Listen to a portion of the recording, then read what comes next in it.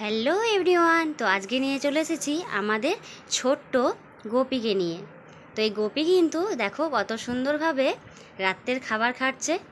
আর এটা ছিল মামার সব থেকে প্রিয় একটি টিয়া পাখি, যেটা মামা ছোটোর থেকে নিজে হাতে বড় করেছে। আর নিজেই দেখো কত সুন্দর খেয়ে নিচ্ছে। এটা কিন্তু ঘরের ভিতর প্রায় ছাড়া অবস্থায় থাকে। আর ও যেখানেই যাক না কেন ঠিক ঘুরে ফিরে বাড়িতে চলে আসবে। হয়তো মাঝে মাঝে মন খারাপ হয় তাই ঘুরতে চলে যায়, আবার মামা ডাকলেই ঠিক চলে আসে। আর দেখো মামা নিজে হাতে কত সুন্দর খাওয়াচ্ছে।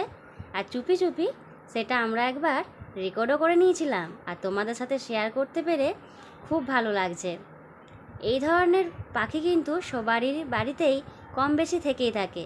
আর যাদের যাদের পাখি রয়েছে তারাই জানে যে এই মুহূর্তটা তাদের কাছে কতটা স্পেশাল।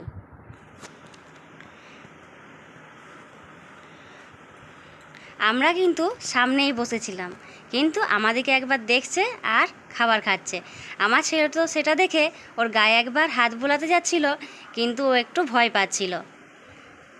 আর আমাদের এই গোপী কিন্তু সব দিকে নজর, কে কী করছে কে কী খাচ্ছে সব ও দেখে রাখে।